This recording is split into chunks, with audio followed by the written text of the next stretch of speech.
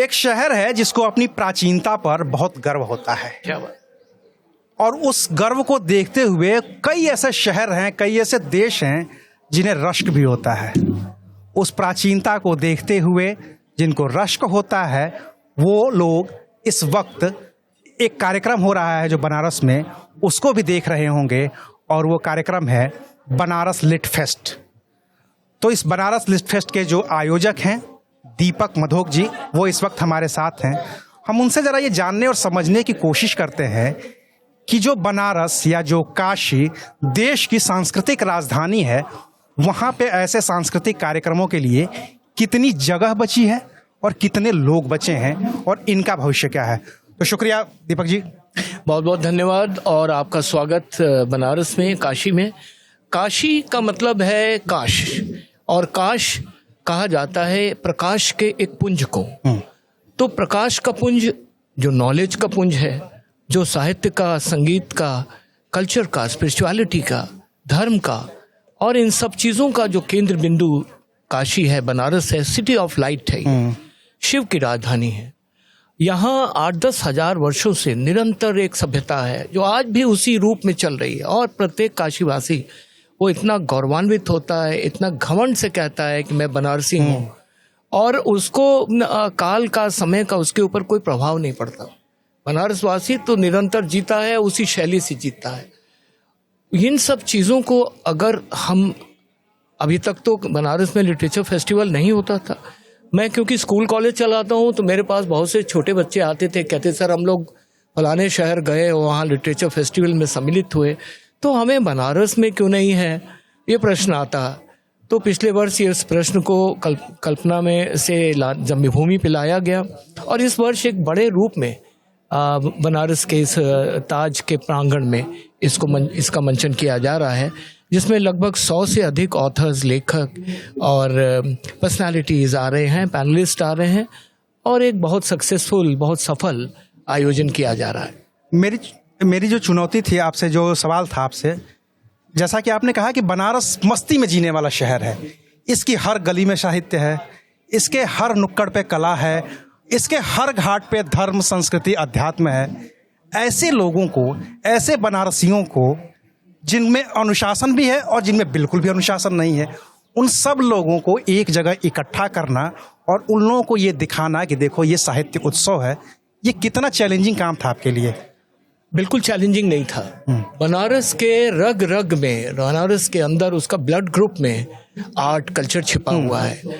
उसको आप थोड़ा सा अगर देखेंगे, कुरेदेंगे, वो सारी चीज़ें बाहर आ जाएंगी। प्रत्येक नागरिक जानता है कि उसकी क्या धरातल पे बनारस के इतिहास और लेगेसी क्या है।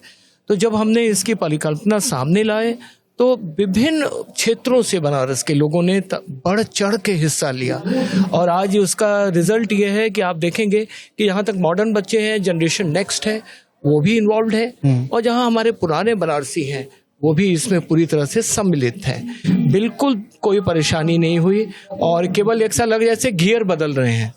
और क्योंकि साहित्य का मामला था और बनारस तो साहित्यकारों का गढ़ रहा है, तो इसलिए वो सारे के सारे स्वप्न साकार हुए। साहित्य उत्सवों को लेकर के ना, जो बाहर की दुनिया के लोग हैं, थोड़े गंभीर विमर्श वाले लोग हैं, उनको बड़ी शिकायत रहती है कि आपने साहित्य के उत्सव को फैशन का उत्सव बना दिया है।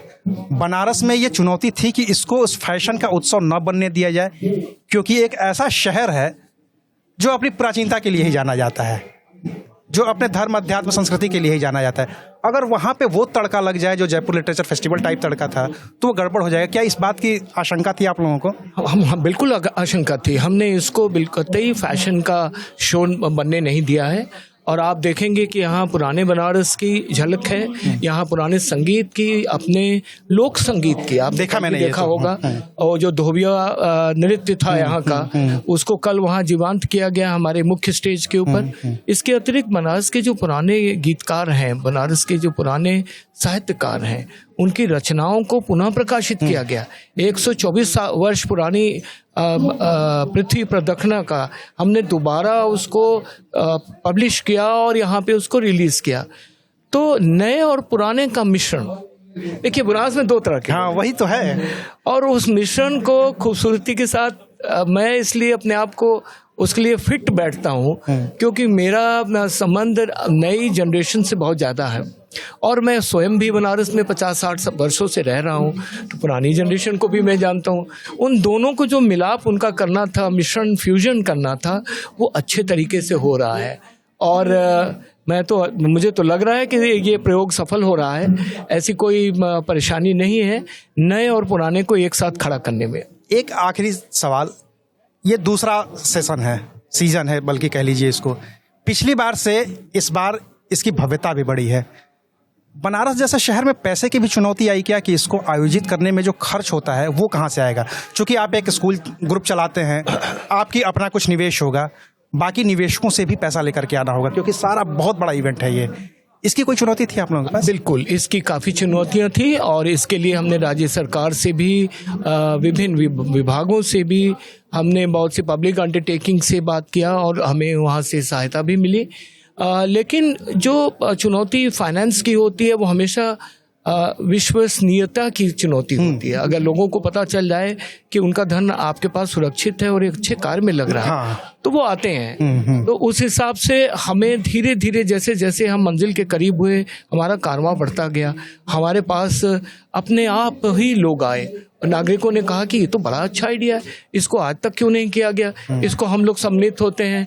आज आप देखेंगे विभिन्न मंचों पे, चाहे उद्योगपति हो, चाहे बनारस के अन्य व्यवसाय के लोग हों, शिक्षक हों, सारे लोग एक साथ खड़े हैं और सबने अपना यथासंभव हम लोगों की सहायता की है। अभी और बहुत कुछ बाकी है, अभी तो स्टोरी शुरू हुई है, ये पहला पड़ाव है और हमारा प्रयत्न है कि इस पड़ाव से हम ऊपर जाएं, अपनी त्रुटियों से सीखें।